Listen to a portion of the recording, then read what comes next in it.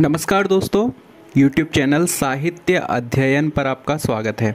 और आज इस वीडियो के अंदर हम समझने जा रहे हैं अपवाह तंत्र के बारे में, यानी कि ड्रेनेज पैटर्न के बारे में। तो अपवाह तंत्र में कौन कौन सी नदियां मध्य प्रदेश में आती हैं और उन प्रमुख नदियों के बारे में आज हम पढ़ेंगे और देखेंगे कि मध्य प्रदेश में कितने अपवाह तंत्र हैं। तो चलिए आइए शुरुआत करते हैं। पहले अपवाह तंत्र शब्द के अर्थ को समझते हैं, यानी निश्चित वाहिकाओं। वाहिकाएं शब्द बहने से तात्पर्य है इसका वहन करना। वाहिकाएं, अपवाह, प्रवाह शब्द आपस में समानता रखते हैं। तो निश्चित वाहिकाओं यानी कि चैनल्स या नदियों के माध्यम से हो रहा जल प्रवाह जो होता है वह अपवाह यानी ड्रेनेज कहलाता है, तथा इन वाहिकाओं या नदियों के जाल को अपवाह तंत्र कहते हैं। यानी नदियों का ही एक तरह से पर्याय है वाहिका।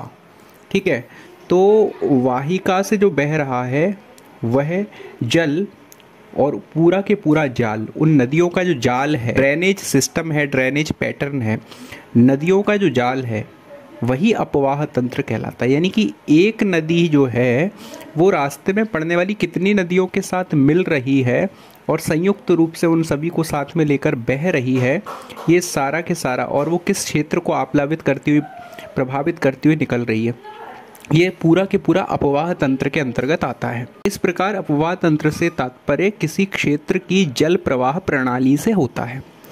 किसी क्षेत्र का अपवाह तंत्र वहाँ की भूवैज्ञानिक समय अवधि, चट्टानों की प्रकृति यानी कि वहाँ की रॉक सिस्टम कैसा है, उनकी संरचना और स्थलाकृतिक ढाल, वहाँ की जो ढलान है, ढाल है, वहाँ बहने वाला तरीका है, और बहते हुए जल की जो मात्रा है, प्रवाह है, उसकी क्वांटिटी क्या क्या है, और बहाव की अवधि यानी समय क्या है, इस पर निर्भर करता है, इस पर डिपेंड होता है।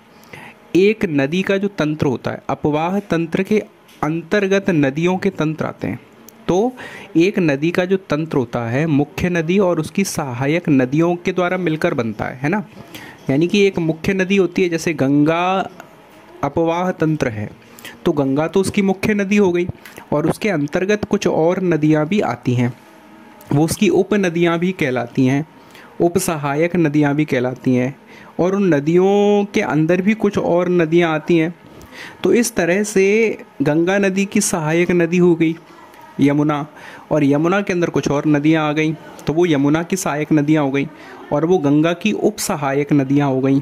तो जो सबसे इम्पोर्टेंट है गंगा की सहायक नदी, और फिर उस नदी की भी सहायक नदी, वो गंगा की उप सहायक नदी कहलाएगी। तो इस तरह से पूरा सिस्टम बटा हुआ है, और इन सबसे मिलकर जो तंत्र बनता है वो एक नदी का तंत्र कहलाता है, जिसको अपवाह तंत्र भी कहते हैं। तो एक नदी का जो तंत्र है वो उसके द्वारा अपवाहित जो क्षेत्र है, जो एरिया है, जो फील्ड है, उसको अपवाह द्रोणी कहा जाता है ना। जो एक नदी का जो पूरा तंत्र है उसके द्वारा जो पूरा क्षेत्र प्रभावित होता है, अपवाहित होता है, वहाँ से उसका जल बहता है, उस पूरे के पूरे क्षेत्र को, उन शहरों को, उन जिलों को, उस पूरे के पूरे एरिया को अपवाह द्रोणी यानी कि ड्रेनेज बेसिन कहा जाता है। एक अपवाह द्रोणी जो होती है दूसरी अपवाह द्रोणी से अलग कैसे प्रतीत होगी, कैसे उनका डिवाइडेशन होगा, तो उनको डिवाइड कैसे किया जाएगा, उस डिवाइड को अलग करने वाली सीमा को ही जल विभाजक यानी वाटर डिवाइडर के रूप से जाना जाता है। यानी कि एक अपवाह द्रोणी, एक क्षेत्र, दूसरा क्षेत्र, दूसरा अपवाह द्रोणी, इनके बीच का जो डिवाइडेशन का तरीका होता है, डिवाइड करने की जो सीमा होती है वो कहलाती है जल विभाजक यानी वाटर डिवाइडर। अब ये जल विभाजक हो क्या सकता है, कैसे वो दोनों जो है अपवाह द्रोणी अलग अलग कहलाएंगे, तो उनको अलग अलग करने के लिए बीच में या तो कोई ऊंचा क्षेत्र हो सकता है, जैसे पर्वत हो सकता है, या ऊंची भूमि हो सकती है, जिसके कारण वाटर एरिया जो है कट जाएगा, बीच में से बट जाएगा, है ना। तो वो जल विभाजक कोई ऊंचा क्षेत्र होना चाहिए, जैसे पर्वत हो सकता है या फिर ऊंची भूमि हो सकती है, जिसके कारण बीच में डिवाइड हो जाता है और दोनों के दोनों जल द्रोणी क्षेत्र बट जाते हैं, अपवाह द्रोणी या जल द्रोणी क्षेत्र बट जाते हैं। अभी हम आगे देखें तो बड़ी नदियों के जल ग्रहण क्षेत्र को नदी द्रोणी, रिवर बेसिन। अब हम आगे देखें तो बड़ी नदियों के जल ग्रहण क्षेत्र को नदी द्रोणी यानी कि रिवर बेसिन, जबकि छोटी नदियों व नालों द्वारा अपवाहित क्षेत्र को जल संभर यानी वाटर शेड कहा जाता है। अभी क्या है, नदियाँ जो है, नदियों के बारे में अभी हम समझे तो नदियों के किनारे ही सारी सभ्यताएं विकसित हुई हैं।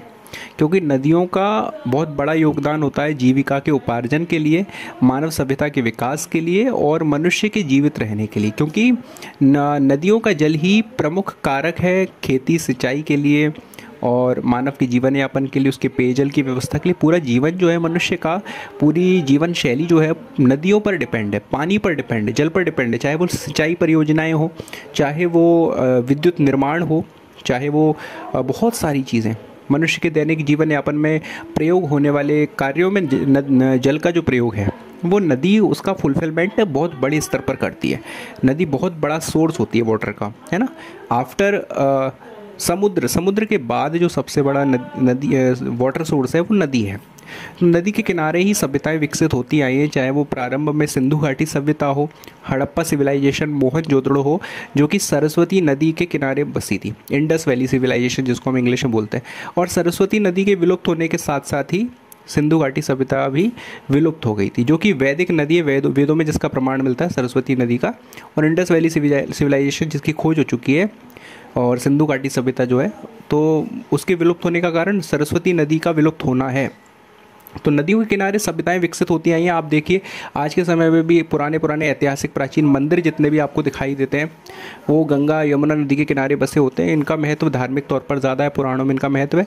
और अधिकांशतः गंगा यमुना ही नहीं बल्कि नर्मदा, क्षिप्रा, कावेरी, गोदावरी इत्यादि नदियों के किनारे भी बहुत सारे प्राचीन मंदिर देखे जा सकते हैं, वहाँ पर नगर बसे हुए, इनका महत्व है काफ़ी। तो इस तरीके से देखा जाए तो नदियाँ जो हैं, मानव सभ्यता और संस्कृति का जन्म और विकास नदियों के किनारे ही हुआ है।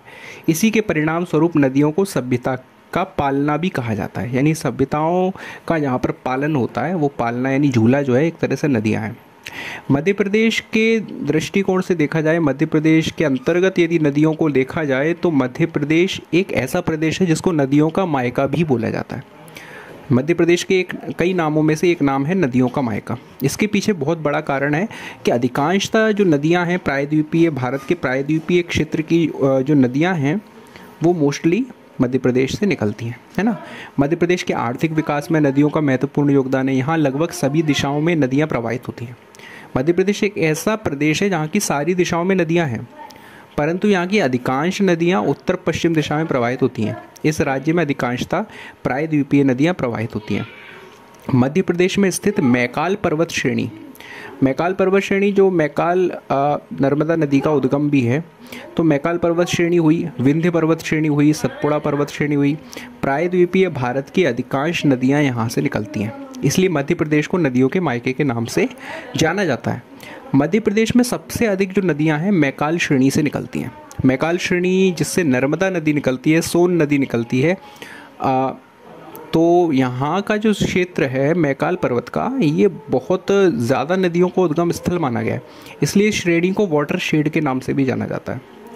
मध्य प्रदेश के अपवाह तंत्र में विंध्य और सतपुड़ा पर्वत श्रेणियाँ जल विभाजक का कार्य करती हैं, यानी कि वाटर डिवाइडर के रूप में कार्य करती हैं। अभी आप देखिए कि नदियाँ निकल रही हैं और बीच में वाटर डिवाइडर की अपवाह तंत्र की आवश्यकता है, तो वहाँ पर विंध्य पर्वत और सतपुड़ा पर्वत श्रेणी इस वाटर को डिवाइड करने का काम करती हैं। तो यहाँ हमने अपवाह तंत्र के बारे में अच्छे से समझ लिया। अपवाह तंत्र क्या है, उसको कैसे डिफाइन किया जाए, अपवाह तंत्र की परिभाषा कैसे लिखी जाए, अपवाह तंत्र को कैसे परिभाषित किया जाए, तो आप ये पूरा समझ के अपवाह तंत्र के बारे में लिख सकते हैं। आइए हम अगले भाग को समझते हैं। अगला भाग है मध्य प्रदेश में अपवाह तंत्र का विभाजन।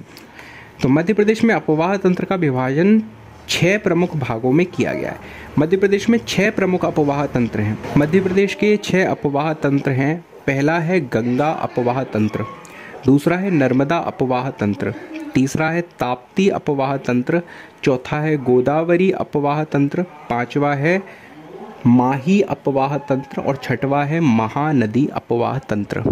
ये 6 प्रमुख अपवाह तंत्र मध्य प्रदेश के अपवाह तंत्र हैं। तो इनमें पहला है गंगा अपवाह तंत्र। अब इनमें से जो पहला है गंगा अपवाह तंत्र यानी गंगा ड्रेनेज सिस्टम, तो गंगा अपवाह तंत्र मध्य प्रदेश का सबसे बड़ा अपवाह तंत्र माना गया है, यानी कि सबसे बड़ा नदियों का जो जाल है जिसका नाम है गंगा अपवाह तंत्र।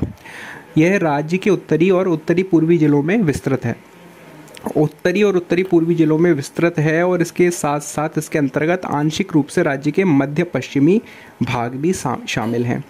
इसका कुल अपवाह क्षेत्र जो है, कुल ये कितने क्षेत्र को प्रभावित करता है ये अपवाह तंत्र, तो 2,02,070 वर्ग किलोमीटर को ये अपवाह तंत्र प्रभावित करता है। यानी कि मध्य प्रदेश का लार्जेस्ट वाटर ड्रेनेज पैटर्न है ये, वाटर ड्रेनेज सिस्टम है ये। ठीक है, इस अपवाह तंत्र की अधिकांश जो नदियां हैं उत्तर की ओर प्रवाहित होती हैं। ठीक है, नॉर्थ की ओर बहती हैं। गंगा अपवाह तंत्र के 3 उपतंत्र भी हैं, ये हमें याद रखना पड़ेगा कि गंगा अपवाह तंत्र प्रमुख हो गया, यानी हमें मध्य प्रदेश के 6 अपवाह तंत्र पढ़ने हैं, जिनमें से पहला है गंगा अपवाह तंत्र, उसके अंडर भी 3 उपतंत्र और भी हैं।